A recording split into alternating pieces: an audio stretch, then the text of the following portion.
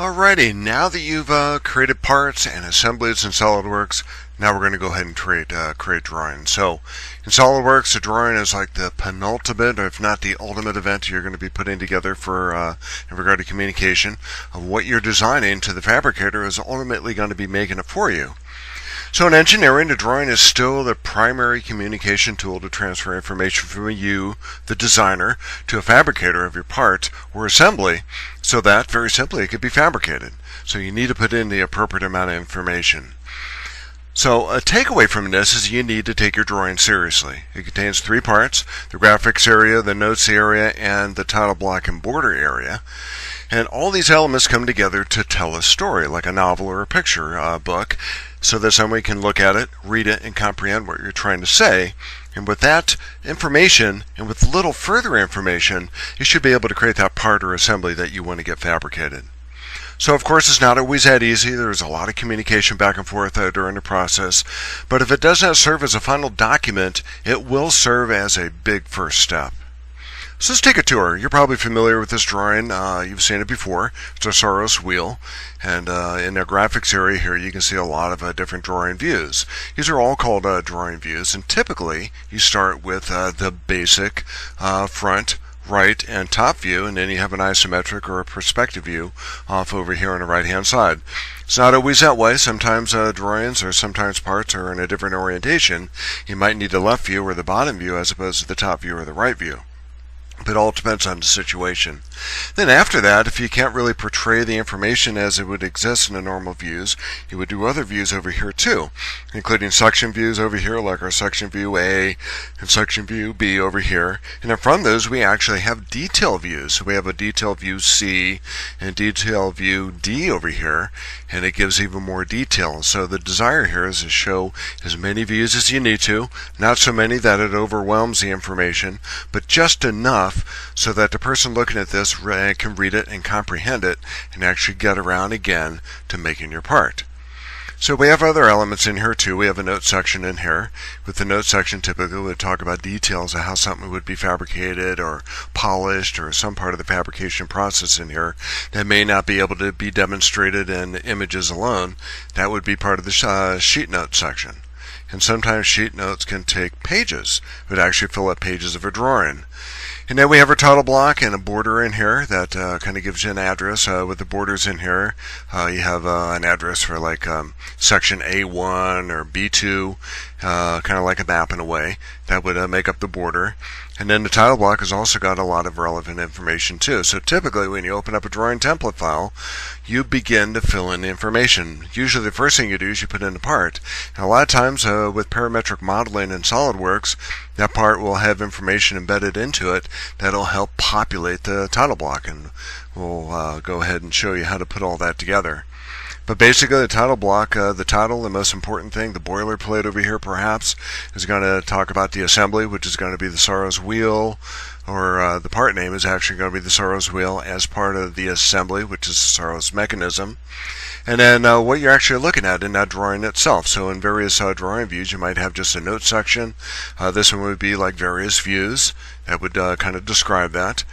Then down here as part of the boilerplate, perhaps you're going to have sheet. You might say sheet 1 of 2. So if somebody's sending you in a file and you only have sheet 1 of 2 sheets, you know something's missing right away. You can go ahead and make that correction right away and communicate with the person that sent that to you so you can get that second sheet. Sheet scale is important if you're printing this at full size and you want to be able to measure something very specific that may not be labeled in here. You can get your ruler out or your scale out and actually measure that. It tells you what the sheet size is, so just to be safe, you're going to know what that sheet size is, so you know it's not half size, but it's going to be full size as printed on a B-size piece of paper. Another relevant information in here too. Revisions, if you're making revisions here, a lot of times you'll send out a drawing as a preliminary, and then you get some feedback from the fabricator, you go back and forth until you get down to a final drawing, and those things will be reflected in that revision area. And you have the person who drew it, the person who checked it, the engineer who approved it, and so on and so forth. That's going to be inside of this too. Material, you might find that in your title block. If not, it's going to be in the sheet notes section, or it's going to be called out on the part. But here the materials aluminum, bronze, as you know. The version date, it'd be the date that we're looking at it today. It's the 11th of November. and that's going to be the revision date here, but the sheet file name is also going to be in here too, perhaps. Now these are just items that you might want to include or maybe exclude from your own drawing template, but typically these are like general items that you would find from drawing to drawing depending on what engineering firm you might be working at. The units area over here kind of tells you what the units are going to be. It says it's in inches here. It could be in millimeters. Tolerances are going to be defined in a very loose way, unless you might actually have them noted in here, which we will do a little bit later. There's a proprietary and confidential section in here that needs to be filled in when it says enter your company name here. You don't want to leave that in there. You want to put in your own company name in there because that kind of looks dorky. Some of these things, that if they get left out, kind of makes it look like your drawing's unpolished. That it was put together relatively quickly. You want to make sure you put out a very well polished product out there for somebody who's going to be looking at it, primarily me. Secondarily, when you get out in the job market, you're going to have other colleagues and your supervisors take a look at this too. So you want to make sure it's complete from the very beginning. It takes only a few minutes to do, but you want to make sure that it reads very well. So it's kind of like a novel. This is like a novel. You want to make sure you put it together in a preliminary fashion, rearrange the furniture in here a little bit. If the note section doesn't need to be that big, you can probably take your different views in here, move those around. You want to make sure you have just as much area between each view, top and bottom, left and right, on all the views, so it kind of fills up the page but doesn't clutter the page. You want to make sure that your sheet scale is appropriate over here so that things fill up the page, but again doesn't overwhelm the page. A lot of these little details go into this, again kind of like a polished novel. After you put this together, you're going to have an editor look at it too and get this thing polished up before it actually goes out for fabrication. But a lot of effort goes into putting a drawing together, and I'm going to show you some of these details as we move on.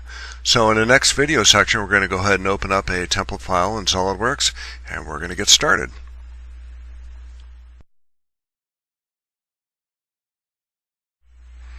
Okay, so let's get started. Let's go ahead and open up a brand new drawing. Start from the very beginning. If we go to File, go to New, or go up here to New, or yeah, either way you want to do that. We've created parts, we've created assemblies, and we're going to create drawings. Just go ahead and double click on that. It should give you a dialog box over here as to what you want to open up. And we talked about some drawings, a drawing size, a B size, which is going to be 11 by 17. And if you look at that, you can see the width down here in this dialog box down here. The height's going to be 11, but the width is going to be 17, so it's going to be landscape oriented. And it's considered a half-size drawing. A typical engineering drawing is going to be D size, which is going to be 34 by 22. And a B-size paper is kind of considered half-size. So it's going to be half the scale, but yet a quarter of the total. And the A size is like maybe smaller than that. It's about half the B size. But anyways, B size, we have a printer and in the printing section of the lab, that shared printing section between the two labs that we have a B-size printer in there, and we're going to go and use that size. We do have a plotter back there if you want to create a D-size paper, but it's quite a bit more expensive to do that. And the B-size is actually fairly convenient for us right now, so we're going to go and stick with that. Some of the other values in here, we're going to stick with all the default settings in here. It tells you right down here the SLDDRT file is going to be using in order to fill in the border and the title block, because you'll notice that the sheet in the background doesn't have anything in it. It's just like a blank piece of paper. But you want to have a kind of a template for the border and the title block too. And we can go in there and make modifications to that too, just as I did, and try to define that a little bit better. So display sheet format. We're going to go ahead and keep that. We want to make sure that it actually shows. So the sheet format is going to be the border, it's going to be the title block, and we're going to put that together, and we're going to make modifications to it. So the difference between the sheet and sheet format is the border and title block. We're going to make modifications to that. Then when we get out of that, we're actually going to make modifications to the sheet, which is going to have all those windows of all the different views of our part that we're going to be putting together in there, and the dimensions and everything else too. So the drawing, and that's a test question, drawing is split up into two areas that we can edit separately: the sheet and the sheet format. So custom sheet size, we don't want to do that because we could find that down here if we want to do that. But everything else, we're just going to go to OK, and there we have it. So the first thing SolidWorks wants us to do is insert a part, or an assembly into this. We don't have any open documents in here, but if we did, we would go ahead and put that in here, and we begin to lay this out. But for now, we're going to go ahead and save this, and so we can have a drawing template file that we could use that works with the CAD lab. Because right now the CAD lab is not going to let you save anything on their computers. It just gets erased at midnight, and like Groundhog Day, it kind of start off with a new day, but essentially it's a new day but the same day, and it forgets everything you did the day before. So there's going to be a lot of information we're going to fill in here on our title block, and even some of the views and the view titles and the layers and other things we're going to be putting together in this drawing that we want to save, and in the next video section I'm going to show you how to do that.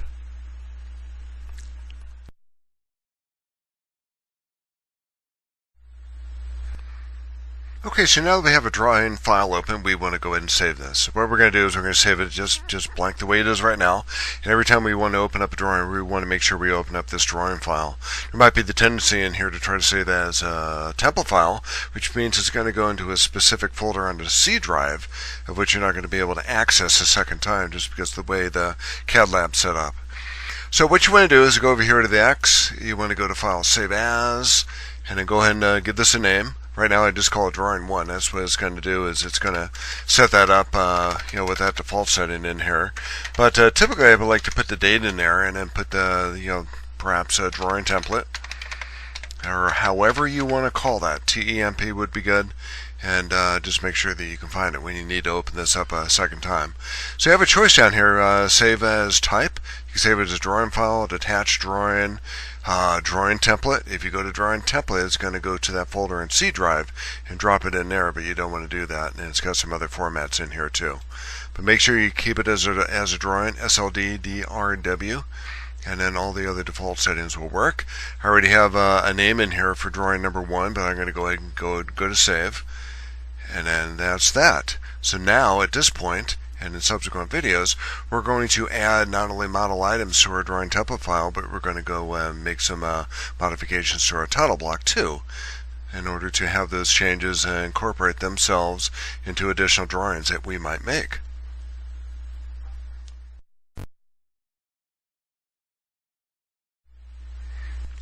Okay, so now that we have our drawing file open and we're about ready to, maybe as a good first step, is to insert a part into this. Easy way of doing it is have a part that's open in the background. So let's go ahead and click inside of this and do Control Tab, which toggles us between two open documents that I have. And what I did is I took my hinge plate. Everybody's familiar with the hinge plate by now. You might want to get your own hinge plate out here and kind of follow along. But what I did here is I added some additional stuff in here. I added some counterbore holes in here, so we can actually do a whole wizard hole call out as one of the annotations that might be imported into our drawing. So with that said, and with that open in the background, let's go back to our drawing and let's go and insert that. The way you would do that is you want to go to View Layout, go to Model View, and it gives us a choice down here. Our Properties Manager is open. We're going to start from the top and work our way down. This yellow message here means it's looking for a selection. So what we want to do is you want to go down here and we want to go ahead and choose what's open. If you don't have anything open, you could just go to Browse and go ahead and choose the file that you want. But sometimes having that file open is a little bit more convenient. Mirror, we're not going to go ahead and cover that. We'll cover that at a different time, but you have the capacity to actually make a mirror of a part you're going to be putting in here. So with that said, we're going to go to that next button, which is going to be up here in our Properties Manager. That says it's next. And we're going to go ahead and stick with the default settings that you saw over there. And what we're going to do is we're going to go ahead and insert that as initially as a front view. And we're going to go over here to the right view, go over here to the top view, and then over here to the isometric view, and put in those 4 standard views just right away. So if you go over here and again look from the top to the bottom, yellow means it's still looking for a selection over here or some sort of action over here in the graphics area. Reference configuration, we're going to start with the front. The configuration, actually we're going to choose front left. So, and that's what we want. This way we have the capacity on the right view to be able to see the edge of the model without actually seeing the hinge elements in there. So all the other default settings we're going to keep. We're going to go ahead and start with the front view. Go to the right view, go to the top view, and then we're going to do an isometric view. It's okay to set these up the way they are right now because we're going to go ahead and rearrange the furniture. And when you rearrange the furniture, you want to make sure you put this in such a manner, these items in here in such a manner that you have as much clearance on this side as you do on the top. And on the right, you want to have clearance over here, and over here, pretty much the same values. That's a little bit tight up here. You might want to move that down. And the way you do that is you go to that green box that's on the outside of that view, and you want to be able to move that. If you go into the part itself, not going to be able to do a whole lot. But go to the green box that defines the window of what these views are showing. So think about this. We have a completed model in here, and what we're doing is we're taking like windows, like television monitors or maybe computer monitors as windows over here in our drawing, and looking at that part from the front view first, the right view second, or maybe the top view second, but in a different view. We're looking at the top view, we're looking at that part from the top as if there's a camera sitting up there. And over here with an isometric view, you have a camera that's set up at one unit on each side of the front, right, and top view over here. So you have a camera sitting up over here at an equal distance on all three of those views. So that's the way these things are set up, and it automatically just puts them in there. Once you have these in here, now we can make additional modifications to our part that we have in here and how that part is viewed. We're not going to make modifications to the part, but we're going to make modifications to how the part is being viewed here in the drawing. We're going to add dimensions and sheet notes in here too.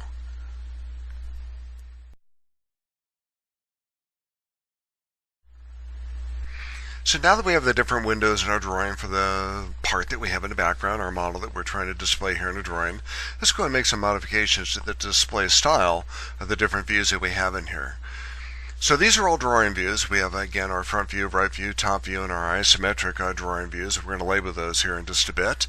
But let's go ahead and change the display style. So typically we would go up here to the heads up view toolbar and go to the display styles up here and actually make our choices in here, but it's all grayed out. It doesn't give us that option here in a drawing.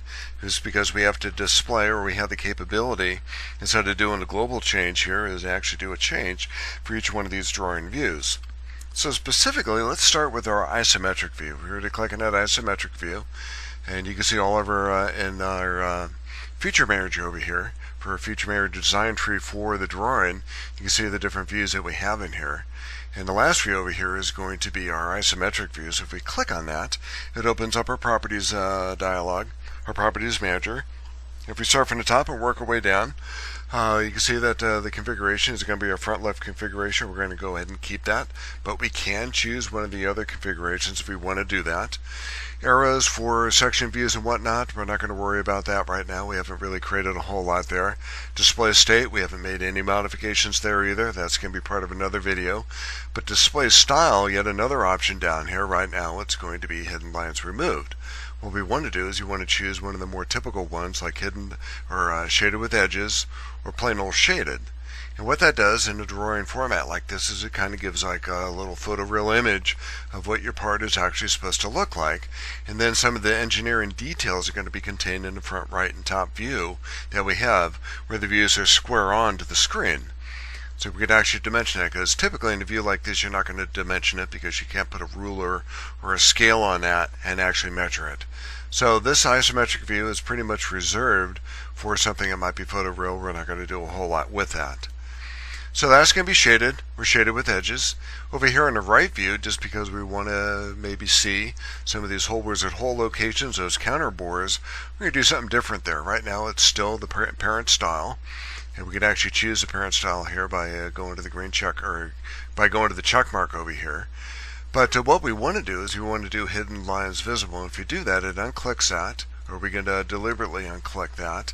And now we're going to see in this view only hidden lines visible. So the hidden lines are going to be part of that hole as part of that counter bore. We also have cuts in here in the back in regard to the hinge. So we can actually see that and how that actually plays out, and how it's viewed in that view.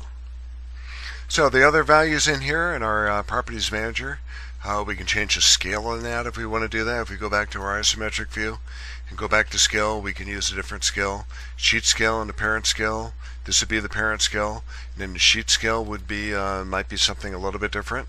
and we'll go over that here in a bit, or we can use the custom scale. Right now it's 1:1, so it fits in there really good. But we could do a 1:2. Maybe we need to have extra room for our sheet notes, and it's kind of a minor view over here. We can probably put that off to the side, and or we could just bring that back to the way it was before. But that's how you would make modifications to the scale. And of course, scale is view oriented, so each one of these are our drawing views, and the scale would be segregated to each one of these views. So our dimension type is going to be projected. We're not going to make any changes there. And then the cosmetic thread, we haven't added any of those, but we could to the whole wizard hole. But we're going to go ahead and keep all the default settings there. And when we're done with that, go to the green check mark over here, and that's what we have so far.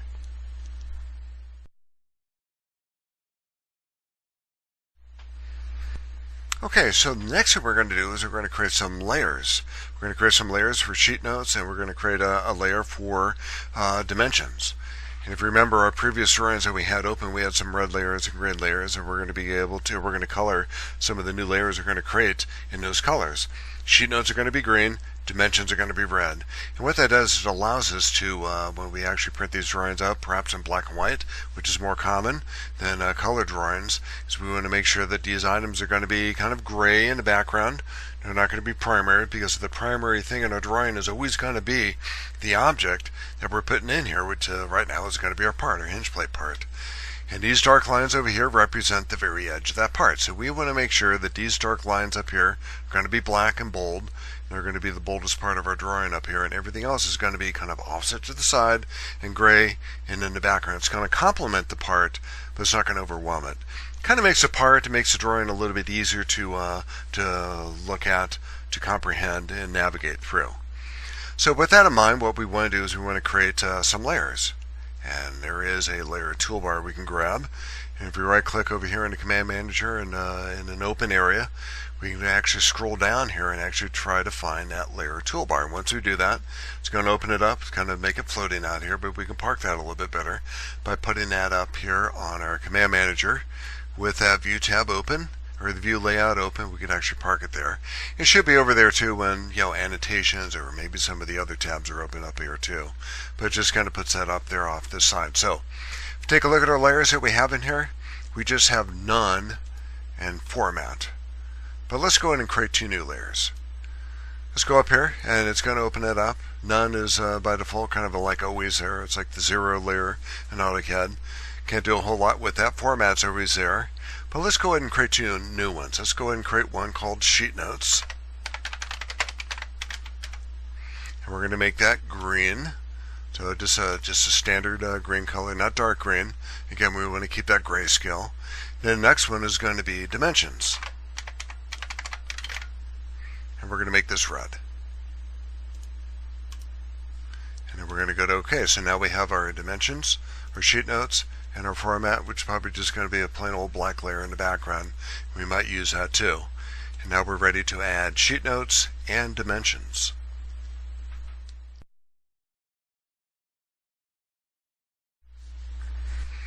Okay, so the next thing we're going to do is we're going to create some view titles. And one thing you'll notice over here too is that I keep making my, the name of my file a little bit longer every time, and it keeps getting bigger. It's now exceeding the boundary of our drawing, which is not very cool. But when we get back into a later section of this video, we're going to talk about making modifications to the drawing title block, and we're going to make that text a little bit smaller, or maybe even delete it altogether. But there's some automated features. The takeaway from this is that there's some automated features in the title block that are going to grab some information on our part, and it's going to incorporate that into the title block. And we could actually add more stuff in there too, but we'll cover that at a later date. But right now we're going to be talking about inserting some annotations in here in order to define our different views. So let's do this. We're going to go ahead and choose our sheet notes, which is that green layer. We're going to go over here to Annotation, the Annotation tab over here. Let's go ahead and click on that, and we want to go to Note. It opens up a properties manager over here for that note, and it gives us a lot of different options. We're going to stick with just the default settings over here, and now we're going to go ahead and hover our mouse over our front view. What we want to do is we want to take that green box that we see next to the cursor. We're going to fill that in. We're going to call that front view. Now everything is going to be capitalized in our drawing. It's just a standard that's been around for over 100 years. We're not going to change that. We're going to stick with that. So we're going to make sure that everything's going to be capitalized. So do your cap locks. And then we're going to go ahead and plant that in here. And when you see that purple box light up like that, it means that whatever text we put in there is going to follow that box around. And I'll demonstrate that here in just a minute. So we're going to drop that into place. Gives us this dialog box open, which should be familiar with. Gives us a lot of different formatting options for our text.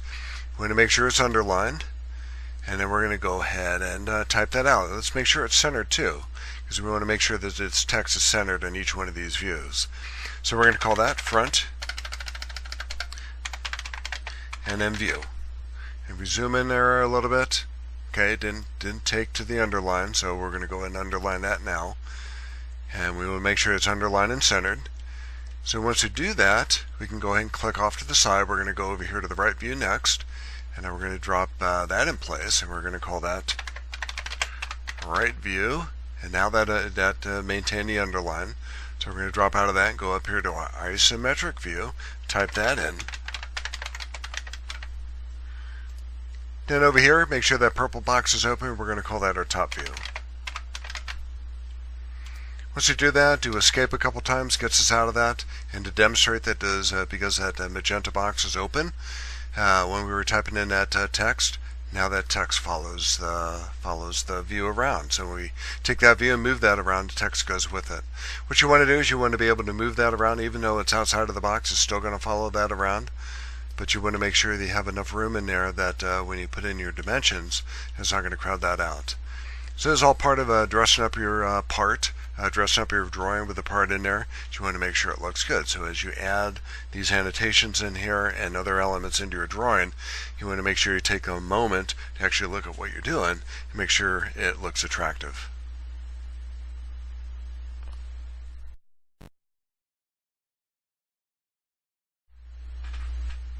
The next thing, dimensions. We're going to put in dimensions. Now you might look at something like this and think that, oh, I got to dimension this again, but no, we don't have to do that. It does it automatically, as you would anticipate. So the way we initiate this is we go up to our view, our layers. We're going to go ahead and choose dimensions up here. And with annotations, the button we're looking for over here is model items. So if we go into model items, let's start from the top over here in our properties manager and work our way down. Yellow implies we need to make some sort of selection over here in our graphics area. And our source destination is going to be the entire model. And we're going to import items into all views. So we want to make sure that when we put in our dimensions, we know we got a 4-inch dimension here, a 4-inch dimension up here perhaps, and some other dimensions in here which define all these elements in here. We want to make sure that it's going to put them in all views. But we can actually eliminate duplicates by clicking on this, because that 4-inch dimension that's going to be up here, it's going to be down here too. This 4-inch dimension over here is going to be over here, so we want to make sure we don't have duplicates, unless you want them. But we're going to eliminate duplicates. So we're going to go ahead and choose the default settings for this entire model, import items into all views. And then we're going to go ahead and pick and choose what we like in here. So typically you're not going to have a lot of elements in here except for this one selected. These are ones that are going to be marked for the drawing. We could do ones that are not marked for the drawing. So if you remember, we talked about just briefly that Smart Dimension dialog box. You can actually take dimensions in there and unmark those for drawings. By default, it's going to mark them for drawings, but you can take dimensions in there that you don't want to have appear in a drawing. You could have them unmarked for a drawing, and we'll cover that here in just a bit. But just for the fun of it, we're going to go ahead and choose that. Instances in regard to patterns that we put in there. Let's go ahead and put that in there because we have a 4-unit instance for each one of these cuts for the hinges. So we're going to put that in there. So we're actually making quite a few selections in here. Tolerance dimensions, we don't have those in here yet, so we're not going to worry about that. Hole wizard profiles, probably not. just because these are kind of standard, unless you there's like a standard or maybe a very specific profile that you want your fabricator to know about, then we're probably not going to click on that, but we can put that in there too. If you do put something like that in there, you probably want to do a detail view, but we'll cover that here in a bit. Hole wizard locations, yeah, definitely want to do that because they need to know where these holes are going to be. And a hole call out, that'll help define what the hole wizard profile is going to be. So we're going to do the call out on that. That's the reason why we put these counterbores in here, so we could actually show that. Annotations, we're not going to go ahead and include all this stuff.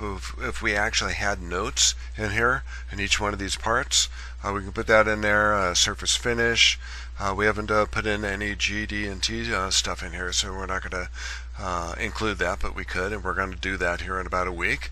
Datums and other elements in here that we're not going to go ahead and put that in, and these weld symbols, we're not going to put that in here either. So we're going to stick with default settings for annotations. Reference geometry, don't necessarily need to put anything in here for that, but if we want to include planes, just for the fun of it, we can actually go ahead and click on that, and I'll show you what that looks like, and we can take those out a little bit later. And then other options in here include items from hidden features, don't want to do that. Use dimension placement in Sketch, probably don't want to do that. We do want to do that actually. Use dimension placement in Sketch. So in other words, it's going to emulate how that dimension was put in the Sketch. You also notice that up here too, we can continue to add smart dimensions in here. If we put a dimension in here that contradicts some of the dimensions entered in as a sketch element, then it might create a conflict. But that's what that means. We're going to use the dimensions that were placed in sketches. And a layer, it's going to be dimensions. And finally, when we go up here to the green check mark, there it does. Kind of a mess.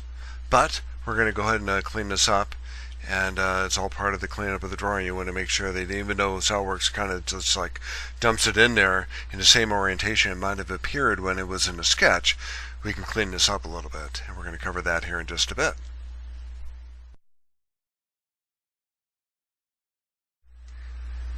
Okay, so more in dimensions. Let's go ahead and take our sheet that we have in here, or drawing that we have in here. Let's go ahead and clean this up a little bit. So let's start with the top view, because we did a lot of our modeling in the top view. As you can see, we have a lot of dimensions up here. Let's go ahead and move these off a little bit. So just as a general rule, typically the longer dimensions kind of go on the outside, the smaller dimensions go on the inside. One thing you want to make sure with these dimensions that your lines over here, your leader lines that define these dimensions, you want to make sure that you have a certain amount of offset here. What you do not want to do is you want to make you do not want to have these leader lines actually intersect your model. So these dark lines, which represent the edge of the object, or the part that we have in here, those are kind of sacred. You want to make sure you keep those intact. You don't want to put a gray line right on top of it, because it wouldn't look good when you print that out. So you want to make sure that your object lines in here, which represent the edge of your part, are kept clean. You want to make sure you keep your dimensions off of that. So we're just going to go around our view here and just kind of clean up these dimensions and talk about it as we go around. This dimension line probably should go on the inside in here, so it actually is going to be referring to that edge over here, so we want to make sure you get that kind of close. It's okay to cross it, not as okay to have that right over on top of it. So this dimension here is probably in pretty good shape. So we could go up to the top, and we have kind of a redundant dimension up here. If we can make both of these the same and delete a dimension, it might make the drawing a little bit easier to read and understand. So we can take that dimension and just delete that. Now what it doesn't do, it doesn't delete that dimension out of the part. It doesn't delete it out of the sketch, which drives that portion of the part. But what we could do with this dimension is we could actually add some text to define that a little bit better. So we're going to call that both sides. You want to make sure you have your caps on. And we're going to leave it there. So it's going to be centered, which is good. Exactly what we want. And now we're going to move on. So maybe this hole wizard hole location dimension, let's go and move that up here. You notice it's kind of referencing something down here and then crossing right on top of a model line. So let's go and bring that up there. It's getting further away from us. Let's bring it there. And then this one, let's go and bring it on the other side of our center mark. So these are called center marks that we have in here. And it actually defines that. And one thing about the center mark, perhaps, instead of making that a bold dark line, let's go ahead and put that on a dimension layer. We're going to call that dimension. So that way it's going to be read with the other ones. It might be a little bit easier to follow. Let's bring this down a little bit closer. And what we're doing is we're actually just going around and kind of cleaning this up to make sure that the drawing looks clean. And it's a lot easier to read, because if it's clean and easy to read, it's going to be it's going to portray the information you want to demonstrate to the person who's going to be looking at your drawing. It's going to do that much better. So let's go ahead and take this 0.6 dimension, maybe move that out a little bit. This seems to have a mind of its own over here. Kind of went way off. But let's go ahead and drag that back and try to put an offset really close to where the endpoint of that center mark is. Again, we're going to put that on the dimension layer. So this dimension up here, it's like looks like it's dimensioning off to the edge of the page. We have the same one over here. These are one of those dimensions that we put into the drawing that are not marked for the drawing, but we put them in anyways. But let's go ahead and delete that. Let's delete one, we'll delete the other one, and let's go back to the model, to the part, and actually see what that dimension's all about. So if we open up the part and look at those dimensions, that was our dimension for the back cut. We're just kind of kicking up there, and then our right cut over here. And if you remember, if I had a chance, and do look at it, in regard to the Smart Dimension dialog box, I kind of give you a little bit of a tour with that. Take a look at that, it'll kind of explain this a little bit better. But these dimensions that are purple are dimensions that are not marked for the drawing. So if we right click on that, let's go ahead and open that up, double click on that dimension. You'll notice that this button is not depressed. By default, it's always going to be depressed. If you don't want to have it included into a drawing, unclick that, and it'll make that purple, and it'll denote it here in a sketch that is not going to go into a drawing. So with that said, let's go back to our drawing, and let's see if we can insert that just for a test up here. If we go to Model Items, we're going to choose the same selections we had before. We deleted 3 dimensions in here, that 4-inch dimension on the top and the 2 1-inch dimensions on the side for the cuts. If we go to the green check mark, it's going to bring those things back. But if you do Control Z here and do that very same thing, go to Model Items, and this time we're going to unselect, not mark for drawing, go to the green check mark. Now it's not there. Well, this one is. But we could take that dimension and delete that. I don't think that dimension was designated as not being included into the drawing. So let's continue on. Let's go ahead and move that around, and maybe take this one and move it off to the side. Now that this one's in the way, this one calls that out a little bit better. We can take that 1/2-inch dimension and maybe put that to the edge of that center mark. Take this dimension, pull that down. Should never be that far away. Shouldn't be over in the border of our title block and our border over there. And this dimension over here is our whole wizard hole call out. So if we go back to our model items and take a look at that, this is what this is one that's going to be, the whole call out. So what that implies is we have I believe we have a normal fit for that 1/4-inch hole, which makes it 0.27 inches. It goes all the way through from top to bottom. Then you have a counterbore symbol over here, and then you have another diameter, which is 0.56 inches, which defines that edge as the edge of that counterbore, and that plunges by 0.17 inches from that edge down. So if you look at it from the side, that is at 1.17 inch, and this is the full bore from the top to the bottom.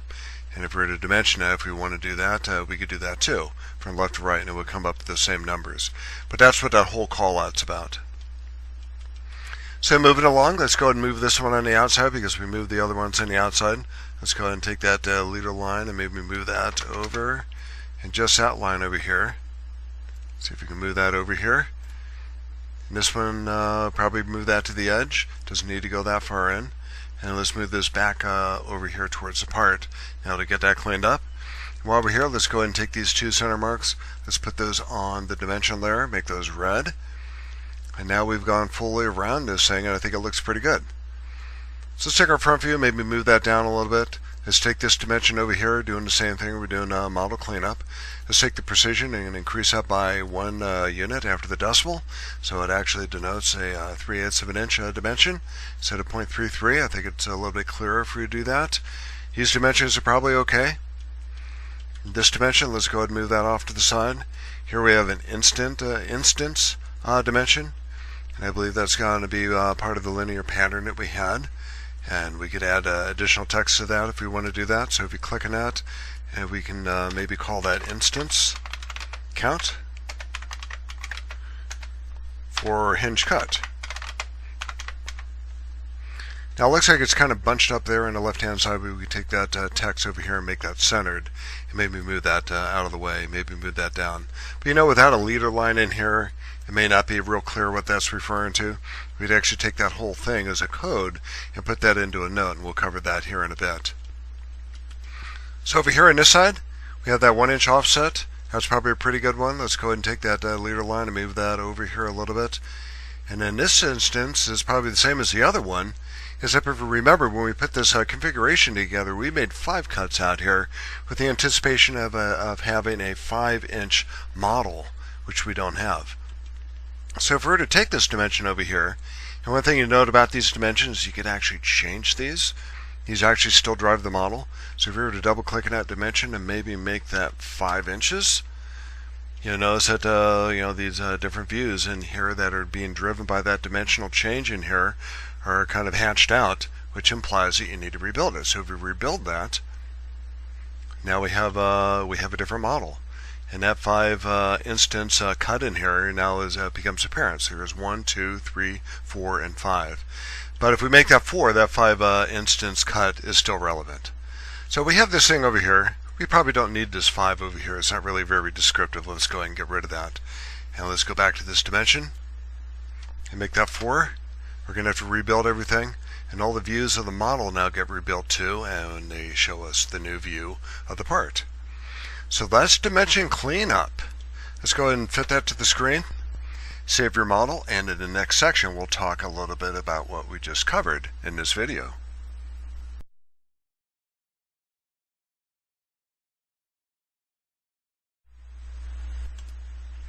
So what we covered in this video were just the basics of putting a drawing together. We started with choosing the B-size paper, half size of the typical D-size engineering drawing, 11 by 17 inches. You imported our part, which is going to be our hinge plate part, and we put together some sheet notes, a sheet note layer and a dimension layer. With the sheet notes, we created view titles for each one of our views in here, and then we put in some dimensions, and then we did some dimension cleanups on the dimension layer. So those are just some drawing basics. What we have yet to cover over here in different videos is how to make updates to our title block and our border. And we're also going to be covering different view layouts in here. So we did our standard 3 views. We also have a projected view as another view that we could put in. An auxiliary view perhaps, but some of the other ones that are more important are going to be the detail views, a broken out section, a break view, and a crop view too. And we're going to cover that in a different video.